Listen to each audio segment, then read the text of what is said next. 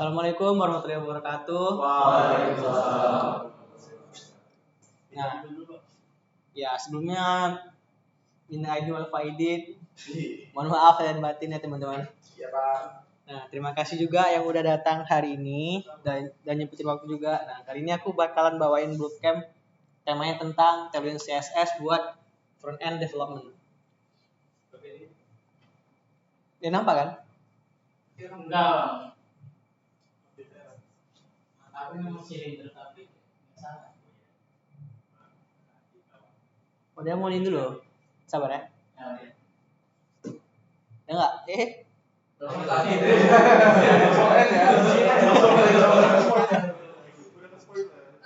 Dah. Udah ya?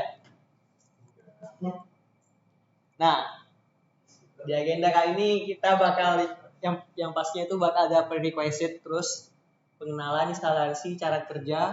Nah, baru masuk ke core konsep dari Tailwind-nya. Ada arbitrary value, group sama pseudo element, terus ada dark mode sama directive dan component.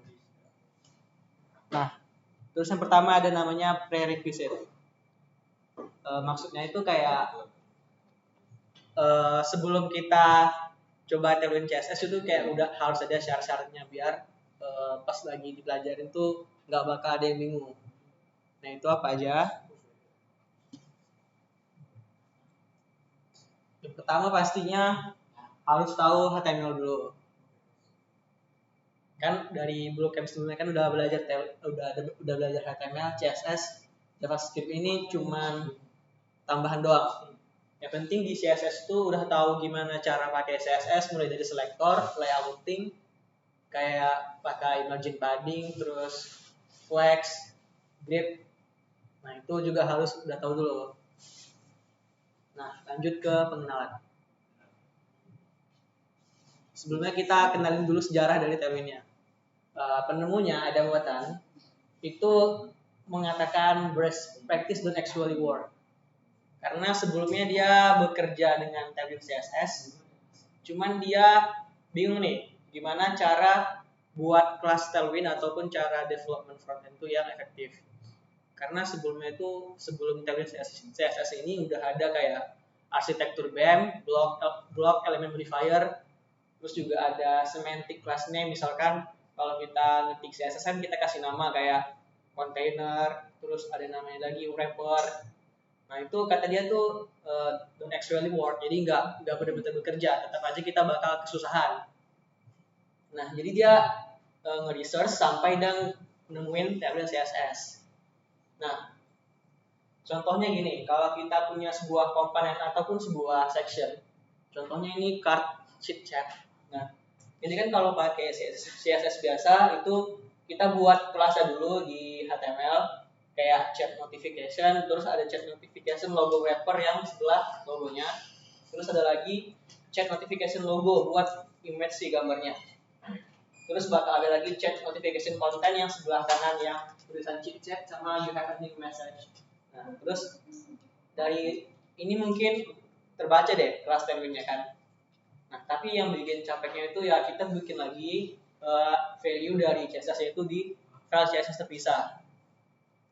Nah, ini juga ada pro kontranya. Dimana kalau udah kayak gini, kita harus bakal bolak-balik dulu ke file HTML, file CSS. Juga ada kemungkinan bagian yang udah kita layouting ataupun kita beri style itu terlewatkan. Nah, jadi hadirlah Tailwind CSS. Terus FYI ini aku dari Tailwind CSS yang versi 3 ya. Kalau versi 4 aku belum baca sepenuhnya. Jadi tagline dari yang versi 3 itu rapidly build modern website without ever leaving your HTML. Kayak kata-katanya, kita bisa membuat modern website tanpa harus keluar dari HTML. Itu maksudnya apa? Nah, jadi dengan ada CSS, Tailwind CSS, kita nggak perlu lagi folder CSS yang perlu kita modif. Karena kita cukup nambahin sebuah kelas yang ada di HTML. Jadinya contohnya itu P6 yang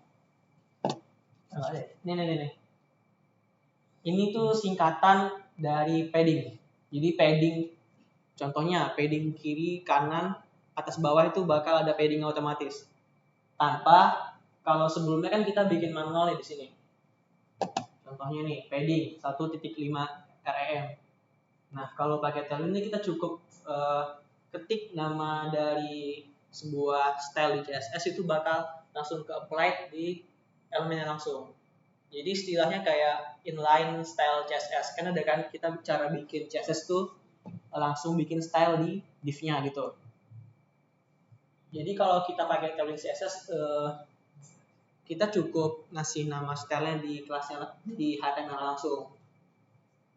Nah ini bakal ada penjelasannya lagi kayak tentang nama-namanya apa aja. Nah ini pro dan kontranya. Yang pertama ada utility first approach, itu artinya kita mengedepankan utilitas dari CSS kita. Jadi kita lebih mementingkan kita itu ngebuat layout webnya daripada kita pikirin nama kelasnya. Karena mikir nama kelas itu juga butuh waktu kan. Kayak misalkan di kayak tadi nih chit chat yang sebelumnya kita mikir dulu chat notification logo wrapper, itu kan kayak hal yang nggak harus kita pikirin.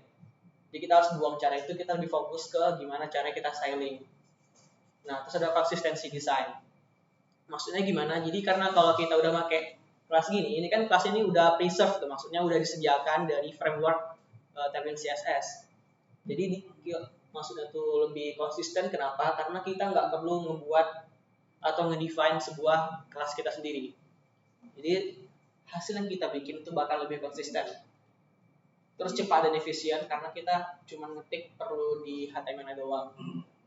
Terus responsif dengan mudah, itu nanti ada bagian responsif dari Tailwind CSS itu lebih mudah daripada kita pakai media query di CSS biasa.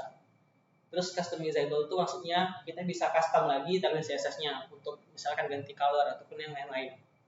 Nah, terus integrasi bagus dengan framework modern kayak React, Vue, Angular, dan lainnya deh. Nah, ini harusnya cons ya, bukan pro lagi, nggak pro. Ini harusnya kontra.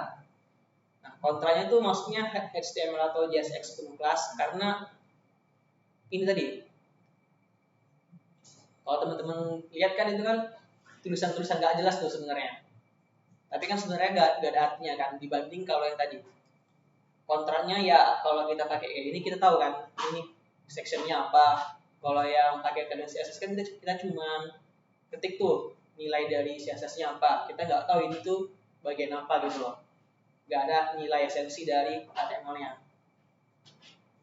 Masuk. Tarik. Dikunci ya?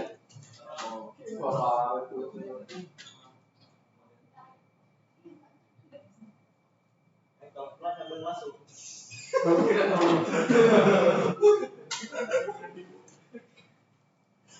Itu tuh ada kursi lagi loh. Tapi ini ada kursi lagi.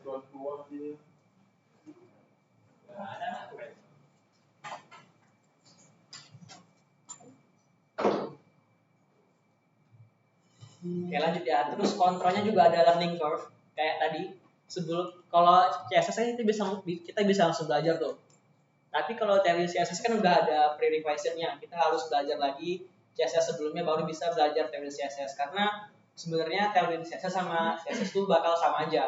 Cuman beda cara paradigma kita untuk menulis sesuatunya. Kalau CSS itu kita harus mikir nama kelasnya beserta isi dari file CSS-nya. Kalau Tailwind CSS kan bedanya kita bisa langsung ngetik directly di HTML-nya. Jadi itu bakal nambahin learning curve lagi. Terus kurang cocok untuk desain unik. Ya, karena kan sebelumnya di CSS ini di Tailwind CSS kan udah ada kelas-kelas yang dibuatin sama Tailwind tuh. Udah namanya preserve class. Jadi tapi kita sebenarnya juga bisa custom.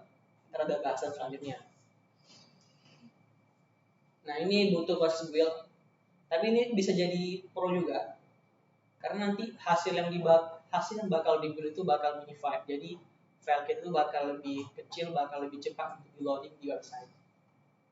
Terus overkill untuk proyek kecil. Jadi kalau misalkan proyek biasa aja sebenarnya sah-sah aja untuk pakai Tailwind CSS, tapi mungkin lebih cepat kita pakai CSS biasa.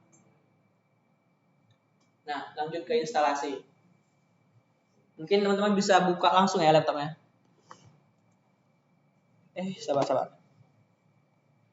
Aku jelasin bentar ya. Jadi aku rangkum dari awal tadi. Jadi kata Abang Adam Watson tadi selaku penemu tabel CSS kan, best practice don't actually work. Jadi dia cerita itu nyari gimana caranya kita bisa ngelakuin front end development tuh lebih nyaman terus lebih cepat juga.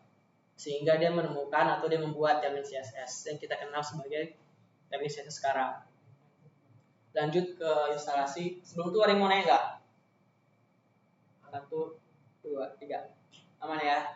Apa? Yang mana? Pro sama kontra. Itu kan aku bilang tadi. Lupa ganti. Ini pro sama kontra. Nanti ya. Kan kau udah apa juga? Enggak di apa tuh? Oh, enggak belum. Ya. Waalaikumsalam. Bentar, aku udah record gak ya? Udah. Nah, lanjut ke instalasi. Instalasi ini ada dua cara. Yang pertama pakai NPM atau Node Package Manager. Yang kedua ada CDN atau Content Delivery Network. Bedanya apa? Kalau NPM kita butuh tools tambahan. Itu namanya Node Package Manager. Tapi harusnya teman-teman udah tahu semua deh. Tapi yang bakal kita pakai biar lebih cepat itu pakai CDN. Jadi cuma nambahin satu meta tag di HTML kita udah bisa pakai dari CSS. Lalu mereka semua udah install ya. Oke. Aman. Nah, terus bakal ada plugin tambahan. Ini bakal berguna banget. Kenapa? Maksudnya Tailwind CSS Intelligence ini biar waktu kita ngetik kelas Tailwind, contohnya ini. Kan ada BG ini artinya background slate. Ini bakal langsung muncul time hint-nya. Jadi nggak perlu mikir-mikir lagi, nggak perlu bolak-balik ke website-nya Tailwind buat lihat nama-nama kelasnya, udah ada hint-nya gitu. Jadi tinggal tekan tab langsung kelar. Ini nama extension-nya Tailwind CSS Intelligence. Baru ada CSS pick, itu maksudnya untuk ngintip pick sebuah kelas Tailwind. Contohnya ini. Ini kan nama kelasnya flex kan. Tapi sebenarnya kalau kita hover pakai plugin ini itu nilai CSS-nya itu display flex. Jadi kayak sebenarnya ini udah ada kelas ya kan dari Tailwind. Cuman dibuatin lagi sama Tailwind. Misalkan di display flex itu dikasih namanya flex gini. Gitu. Jadi cerita itu semua itu udah dibuatin sama Tailwind CSS yang bisa kita pakai di sini langsung. Oke.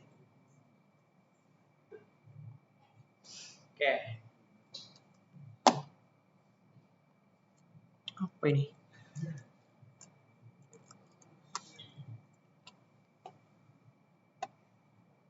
Ganti deh. Sabar ya.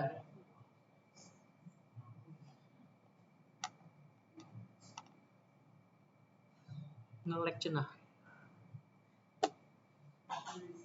Nah, kalau mau langsung bisa baca di tabelnya itu ada di docs di websitenya tailwindcss.com. Nah, ini bisa masuk ke docs. Ini harusnya udah lengkap dari mulai cara install sama penggunaannya. Nah, ini cara installnya.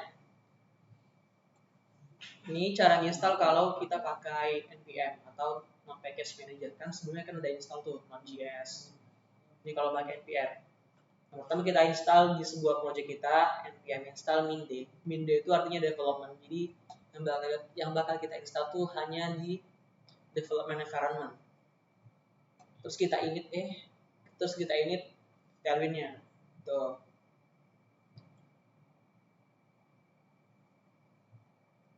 Cuma aku bakalan langsung pakai cara CDN. Nih, plugin CDN. Ini jauh lebih mudah. Karena kita cuma nambahin ini doang nih. Script CDN src-nya, source-nya itu cdn.tailwindcss.com.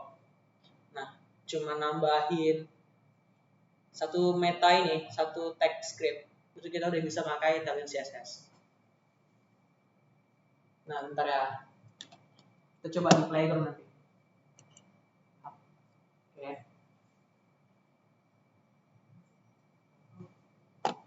Nah, kalau mau langsung coba bisa webnya klik yang ini, playground. Jadi kita bisa langsung nyoba-nyoba Tailwindnya nih. Oke, ini bisa dihapus dulu semua.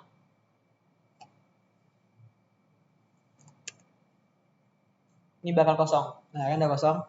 Terus coba nambahin tag deh.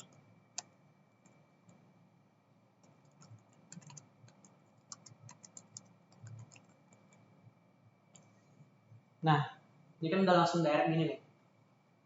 Udah langsung real time gitu. Kalau mau coba, itu langsung biasanya ngasih kelas di sini. Contohnya teks 6XL. Nah, itu kan langsung ngaruh tuh, langsung besar teksnya. Lanjut ya. Jadi kan udah belajar cara installnya, yang paling mudah tuh lewat CDN. Jadi cuman sisipkan sebuah text script itu udah bisa pakai Tailwind CSS-nya. Oke, lanjut ke cara kerjanya. Gimana cara kerja dari framework ini? Nah, yang aku bilang tadi utility first, itu maksudnya memungkinkan kita untuk membangun komponen yang kompleks dari sekumpulan utilitas primitif yang terbatas. Maksudnya utilitas primitif yang terbatas itu adalah nama-nama kelas yang dibuatin sama Tailwind CSS-nya. Contohnya, nih, text strip tar. Nah, text strip 6XL ini itu bagian dari utility dari Tailwind CSS ataupun utility kan artinya kan kemudahan kan. Nah, ini yang bikin kita mudah nih. Jadi text 6XL ini sama aja kayak kita bikin font size sebesar 3,75 rem atau 60 pixel. Dengan line height-nya udah diatur juga. Jadi kita nggak perlu buat ini semua, cuman kita tinggal ngetik nih teks 6XL doang. Jadi itu bakal lebih cepat deh buatnya.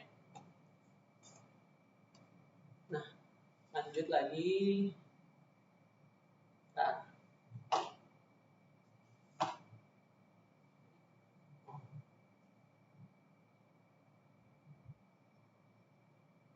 Nah, contoh komponen.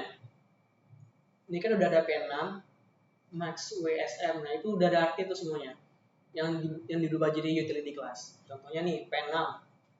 Ini jadi padding top, padding bottom. Yaitu kan kalau kita belajar artinya kan secara vertikal, atas dan bawah. Berarti kita bakal ngasih padding secara vertikal, top dan bottom. Itu udah dibuat juga langsung.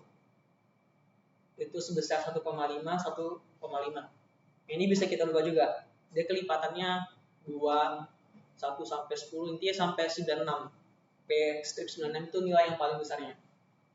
Ada lagi H, itu untuk H. H14 artinya H-nya setinggi 3,5 rem. Sama lagi item center. Itu ternyata kalau di CSS biasa namanya align items center.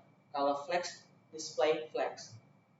Jadi utility yang dimaksud itu ialah kelas-kelas dari Tailwind CSS yang udah dibuatin dari frameworknya. Nah, itu gimana cara kerjanya biar dia otomatis? Itu sebenarnya dari Tailwind Directive. Kalau bisa dilihat di dokumentasinya. Nih, ada yang namanya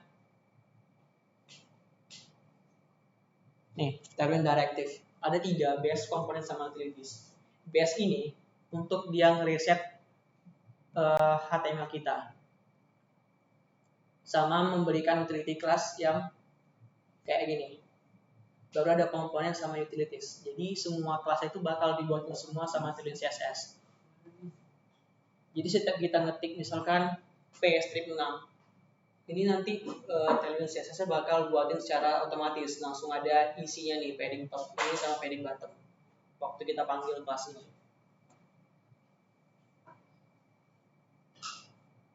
Nah, ini aku bilang tadi cara kerjanya. Kita cuma cukup mengetikkan nama kelas yang ada di Tailwind CSS yang terdaftar gitu. Nanti bakal transpiler atau istilahnya itu kayak ada mesin di belakangnya yang bakal merubah kelas ini, bakal ada nilainya. Contohnya kita bikin BG transparent. Nah, nanti Tailwind CSS ataupun frameworknya bakalan otomatis paham nih BG transparent. langsung dibuatin CSS otomatis background color transparent gitu. Nah, jadi secara tidak langsung CSS itu sama dengan Tailwind CSS secara tidak langsung. Nah, ini contoh utility class yang common lah ya, yang umum dipakai. Ada width, height, ada min width, ada min height. Baru filter ini untuk filter ya, untuk ngasih filter ke HTML deh. Ada efek juga. Itu kalau mau baca lebih lanjut ada di sini semuanya.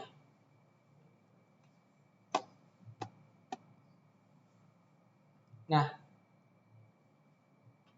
nih ada ini contoh customization. Contohnya ini ada di sini nih, aspek ratio. Misalkan dibuka langsung ada nih, nama kelasnya apa, ada propertiesnya. Misalkan aspek square, itu langsung dibikinin aspek rasionya 1:1 persegi. Terus ada lagi aspek video, berarti dia bikin sebuah elemen itu nanti aspeknya tuh memiliki lebar dengan rasio 16:9. Nah, kalau ini kan nggak perlu dihafal berarti kan, cukup kita cari di sini apa yang mau kita cari, contohnya margin. Nah, ini langsung muncul nih, tinggal klik aja. Rupanya kalau mau pakai margin, tinggal ketik M sama strip sama nilainya berapa. Contoh nih, yang 0 berarti marginnya 0 pixel. Gitu. Nah, lanjut lagi. Yang paling detail ini udah ada color palette-nya. Jadi lumayan banyak color palette-nya, bisa dicek di bagian ini.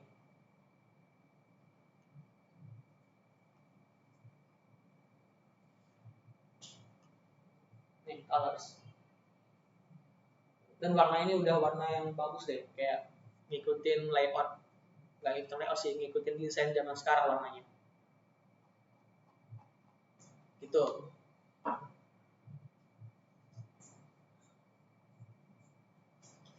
Nah, ini penggunaannya. Yang pertama ada utility, kalau untuk color ya. Utility-nya apa? Maksudnya tuh kita memakai background ini untuk apa? Untuk background kah? Untuk background sebuah elemen? Ataupun untuk warna sebuah teks? Atau untuk warna border? Jadi tentuin dulu, misalkan background. Jadi kita tinggal ketik BG, strip, warnanya mau apa? Contoh teal. Udah teal baru, sebenarnya ini bukan opacity sih, lebih ke nilai boldnya. Misalkan teal 500, berarti yang ini nih, yang kepake. Tuh. Jadi nanti backgroundnya bakal warna teal 500, warna ini backgroundnya. Kalau mau teks, prefix awalnya kita harus kasih teks dulu. Nah, ini keuntungan dari utility class yang sesuai dengan proyek tadi.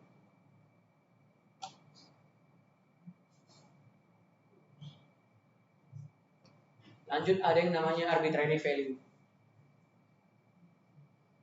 Maksudnya apa? Pasti udah bakal ada yang mau nanya gini. Gimana kalau kelas yang ada di Tailwind itu nggak cukup? Misalkan aku mau ngasih width-nya ini 1000 pixel. Itu tuh di Tailwind CSS itu nggak ada. Jadi gimana solusinya? Kalau kita ngebuat kelas Tailwind sendiri kan otomatis kan sama aja bohong. Kita nyentuh CSS lagi. Jadi si Adam Watson tadi tuh udah encourage tuh pertanyaan itu. Itu dijawab dengan cara arbitrary value atau artinya sembarang nilai. Jadi kita bisa ngasih aja sembarang nilai ke sebuah property utility. Contohnya kayak ini jadi yang mudah. P itu kan padding kan. Tapi nilai 20 pixel itu nggak ada di tabel CSS. Tapi kita bisa nambahin sendiri dengan pakai kurung siku. Terus di dalam kurung siku kita masukin nilainya berapa. Contohnya 20 pixel underscore 40 pixel. Underscore ini kita mewakili karakter spasi. Jadi karena di sini nggak bisa pakai spasi. Jadi kalau kita mau pakai spasi kita pakai underscore. Jadi biasanya kan kalau padding 20 pixel 40 pixel artinya padding vertikalnya 20 pixel, padding horizontalnya 40 pixel. Jadi padding atas bawah 20 pixel, padding kiri kanan 40 pixel. Dengan delimiternya untuk spasi itu underscore. Nah, lalu ada group sama pseudo elemen. Kalau pseudo elemen teman-teman harus ada tahu kan kayak hover, terus ada apalagi gitu ya, ada fokus, ada yang macamnya gitu deh, kayak sudah elemen biasa, sama ada grup. Grup ini contoh yang baru, misalkan gini.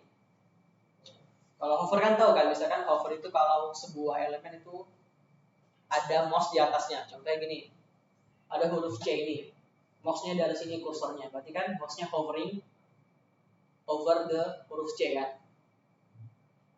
Itu event si hover nih bakal jadi, misalkan aku hover nih, kalau aku hover teksnya bakal hitam. Jadi kalau kursornya ada di huruf C, ntar huruf C-nya bakal jadi hitam. Itu contohnya. Terus kalau grup, contohnya itu kayak untuk ngebikin satu kelas itu terkelompok. Contohnya gini, kalau misalkan misalkan nih, aku mau hover yang ini kan teksnya bakal jadi putih. Tapi di sisi lain, aku maunya khusus yang ini doang. Jadi kita tentuin dulu pairnya yang mana. Contohnya pairnya yang tag A ini. Ini kan tagnya kita kasih kelas grup. Dimana kalau kita kasih grup strip hover, jadi satu elemen ini yang bakal di hover itu bakal kena dampaknya sampai ke dalamnya.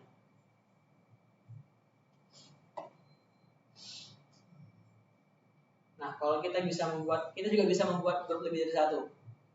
Kita kasih grup, baru kita kasih slash. Nama grupnya apa?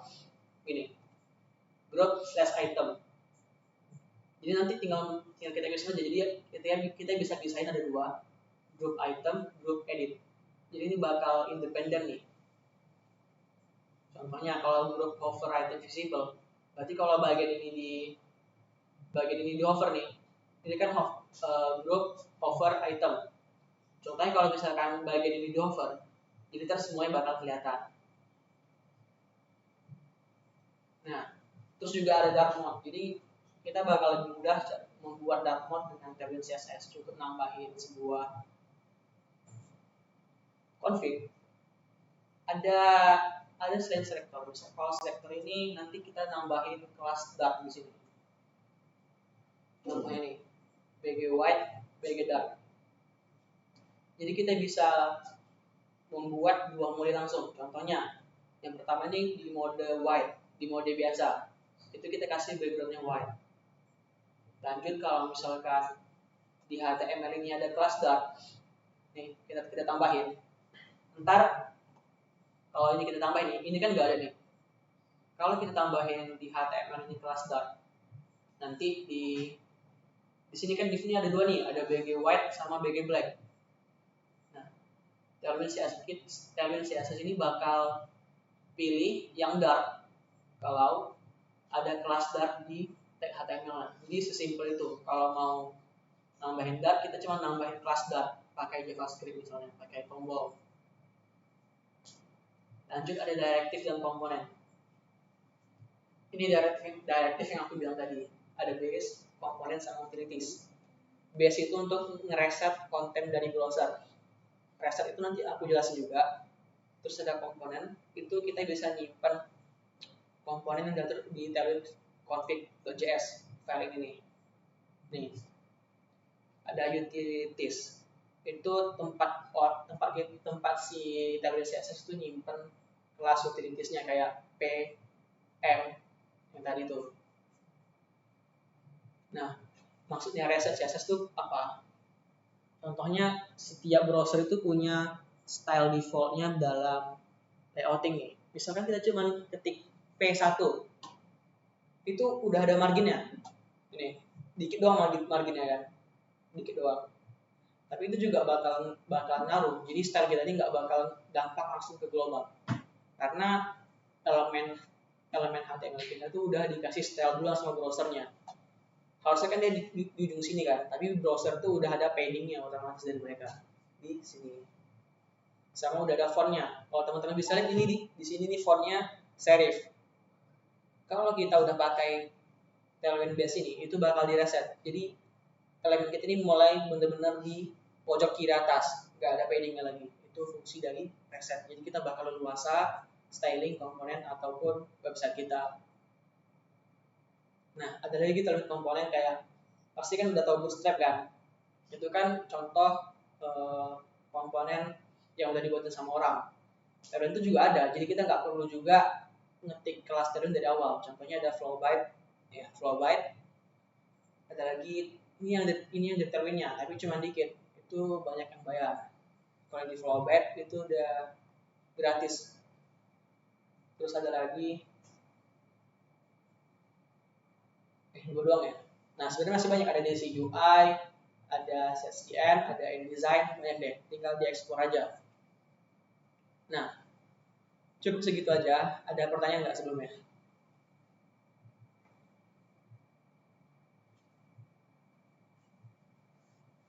Kalau nggak ada,